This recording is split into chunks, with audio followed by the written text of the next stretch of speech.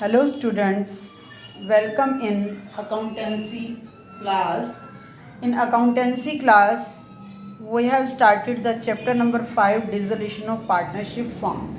In last some videos you studied that what accounting treatment has been done of assets, liabilities, and how we close the accounts, partner loan account and partner capital account. And in this video we will study about the treatment of realization expenses. जब भी partnership firm का dissolution होता है सबसे पहले realisation account बनाया जाता है। तो कई बार रियलाइजेशन अकाउंट को बनाने में रियलाइजेशन दैट मीन्स एसेट्स को सेल करना and payment of the liabilities, तो this work is so complicated work and some expenses have been incurred and paid. So today we start how we record treatment of realization expenses, and we will discuss here journal entries related to this topic. First case is realization expenses are borne and paid by the firm. यहाँ पर जितने भी realisation के expenses होंगे वो firm ने ही beer किए हुए हैं। फर्म की अपनी रिस्पॉन्सिबिलिटी है पे करने की और पे करेगी वो। तो in that case journal entry become realisation account debit, expenses हो रहे हैं, एक्सपेंसेस डेबिट होंगे और फर्म उसको पे करेगी कैश में या बैंक में। Then journal entry become realisation account debit to cash और बैंक अकाउंट। कंप्लीट अमाउंट यहाँ पर हो जाएगी and here we write realisation expenses are paid.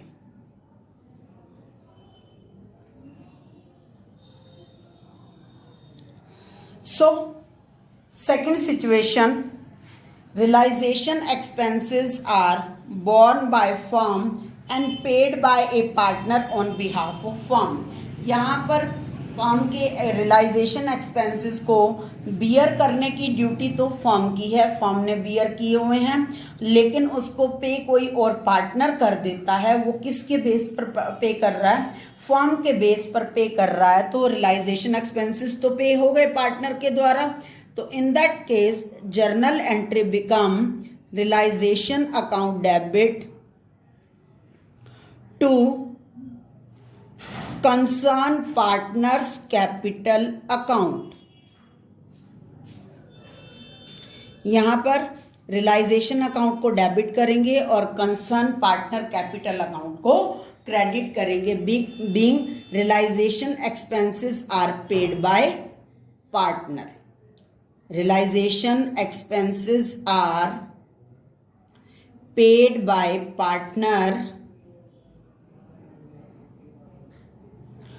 On behalf of firm.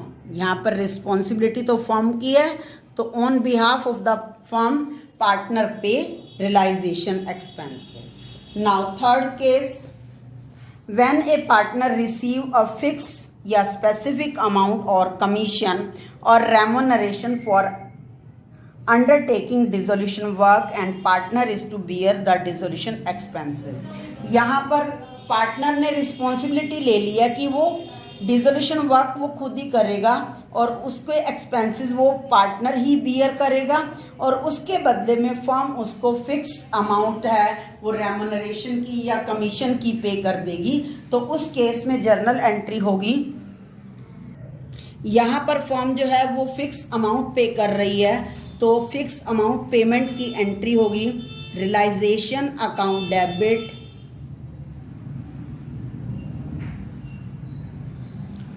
To concern partners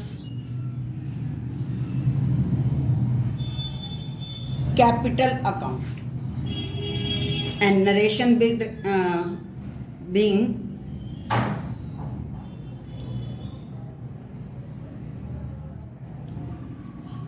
remuneration due to the partner. यहाँ पर जो firm है वो फिक्स अमाउंट ही पे करेगी, इसका कोई मैटर नहीं होगा कि वो एक्सपेंसेस ज़्यादा हैं या कम है, firm paid fix amount. Next topic is case number 4, when actual expenses of realisation are paid by the firm on behalf of the partner. यहाँ पर जो डिसोल्यूशन वर्क पार्टनर ने बियर कर रखा है लेकिन एक्सपेंसेस जो है वो फर्म पे कर देती है, तो उस केस में एंट्री क्या होगी, यहाँ पर ड्यूटी जो थी वो पार्टनर की थी लेकिन फर्म ने पे कर दिया, तो यहाँ पर कंसर्न पार्टनर कैपिटल अकाउंट को डेबिट करेंगे, क्योंकि एक्सपेंसेस जो थे वो फर्म पार्टनर के द्वारा पे किए जाने थे लेकिन पे कर दिए फर्म ने, तो फर्म वो वाली अमाउंट पार्टनर से वापस ले लेगी। Then concern partner capital account debit to cash और bank account. Here expenses paid on behalf of the partner। यहां पर एक्सपेंसेस फर्म पे कर रही है, किसके बिहाफ पर, पार्टनर के बिहाफ पर पे कर रही है। So next case is when actual expenses incurred are paid by the partner himself। यहाँ पर जितने भी डिसोल्यूशन के एक्सपेंसेस हुए हैं वो डिसोल्यूशन की सारी रिस्पॉन्सिबिलिटी पार्टनर ने बियर कर रखी है, उसी ने ही खुद से सारे जो हैं एक्सपेंसेस भी पे कर दिए हैं। तो इस केस में फर्म अपनी बुक में कोई एंट्री रिकॉर्ड नहीं करेगी, क्योंकि पार्टनर ने रिस्पॉन्सिबिलिटी ली हुई है, पार्टनर ने ही पे की है, that means no entry record in the firm book. So next topic is case number 6, when a partner receive remuneration for undertaking dissolution work but dissolution expenses are borne by firm. यहाँ पर जो है दो चीजों को explain किया गया है, एक है अंडरटेकिंग ऑफ डिसोल्यूशन वर्क कि कौन डिसोल्यूशन वर्क को कंप्लीट कर रहा है उसकी रिस्पॉन्सिबिलिटी, और सेकंड है डिसोल्यूशन एक्सपेंसेस। इस केस में जो पार्टनर है उसने रेम्यूनरेशन लेना है ओनली डिसोल्यूशन वर्क करने का, लेकिन एक्सपेंसेस जो डिसोल्यूशन के होंगे वो हैं फर्म ने बियर कर रखे हैं, एक्सपेंसेस अलग हैं और वर्क की रिस्पॉन्सिबिलिटी अलग है।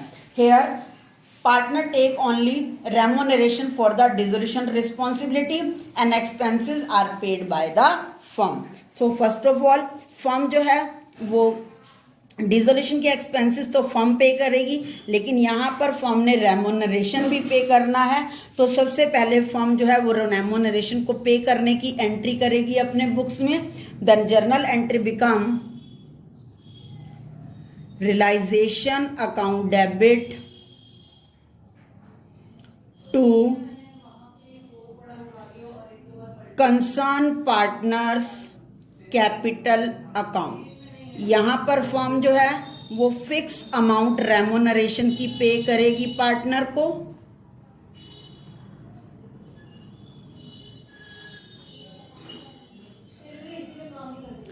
और सेकंड केस क्या होगा, फर्म ने रियलाइजेशन के एक्सपेंसेस भी पे करने हैं।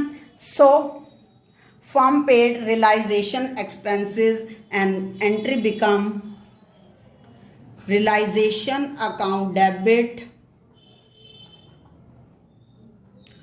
to cash और बैंक अकाउंट। यहाँ पर narration is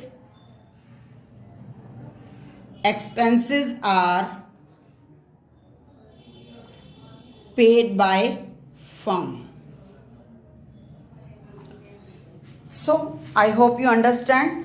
Next case is when realization expenses are to be borne by one partner A and paid by the another partner B। यहाँ पर एक पार्टनर है A, उसने रियलाइजेशन एक्सपेंसेस को beer कर लिया लेकिन पेमेंट कर दी है B ने, दूसरा पार्टनर है। तो इस केस में जो है वो एंट्री क्या होगी, यहाँ पर A की रिस्पॉन्सिबिलिटी थी, पेमेंट कर दी B ने, तो ए की कैपिटल अकाउंट को डेबिट किया जाएगा और बी की कैपिटल अकाउंट को क्रेडिट किया जाएगा, because A paid to B. Then journal entry become A capital account debit to B capital account. Expenses are borne by A and paid by B. And next, if the question is silent about the treatment of realization expenses, then it is borne by firm and paid by firm. अगर आपको question में only realisation expenses लिखा हुआ है, only realisation expenses paid by firm, nothing is given, only realisation expenses is given, then that means expenses are bear by firm and paid by firm, then journal entry become realization account debit to bank account. First वाला case लगेगा यहाँ पर. So I hope you understand this concept of expenses. Now I explain this topic with the help of example. Question number D की गोए. Question number third question. Pass necessary journal entries in the dissolution of a partnership firm in the following cases. First case is L, a partner, was appointed to look after the dissolution process for which he was given a remuneration of 10,000. यहाँ पर L एक partner है, उसको dissolution का work देखने के लिए appoint किया गया और उसके लिए फिक्स रेमोनरेशन पेड किया जाएगा. Then journal entry become realisation account debit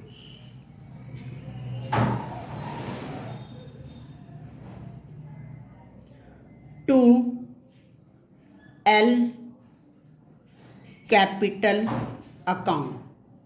Amount is 10,000. Second case, dissolution expenses rupees 8,000 were paid by partner M. यहाँ पर डिसोल्यूशन के एक्सपेंसेस जो हैं वो पार्टनर M ने पे किए हैं 8,000 से, तो दैट मीन्स ये ड्यूटी किसकी है. यहाँ पर nothing is given ki who bear the expenses. Here firm bear the expenses, so that firm bear the expenses and paid by the partner. Then journal entry become realization account debit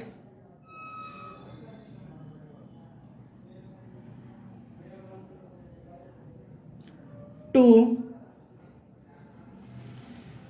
M capital account. Amount is 8,000 rupees. It is the case number second. Now third step, dissolution expenses were rupees 5,000. यहाँ पर कुछ नहीं दे रखा, तो that means bear and paid by the firm. Entry become realization account debit to cash or bank account by 5,000 rupees. Next, case number 4. P, a partner, was appointed to look after the process, the dissolution, for which he was allowed to remuneration 7,000. P को appointment किया है हमने dissolution का process सारा complete करने के लिए, उसके लिए 7,000 डिसोल्यूशन की प्रोसेस का रेमुनरेशन दिया जाएगा. P was agreed to bear the dissolution expenses, और साथ साथ P ने जो है डिसोल्यूशन के एक्सपेंसेस भी बियर कर लिए हैं, but actual expenses dissolution were rupees 4,000 were paid by P. यहाँ पर P ने 4,000 रुपीज एक्चुअल में एक्सपेंसेस पे कर दिए हैं, तो इसका इस पेमेंट से कोई लिंक नहीं होगा. फर्म तो 7,000 रुपीज ही पे करेगी. In this transaction realisation account debit, क्योंकि P ने बियर कर लिए हैं एक्सपेंसेस पे करना, तो उसी ने पे कर दिए 4,000, लेकिन फर्म तो P को 7,000 रुपीज ही पे करेगी. Then realisation account debit to P capital account by fix remuneration, that is amount 7,000. So next case is now case number 5. And a partner was appointed to look after the process of dissolution, for which he was allowed a remuneration of rupees 9,000 and agreed to bear the dissolution expenses. Actual dissolution expenses 4,000 were paid by the firm.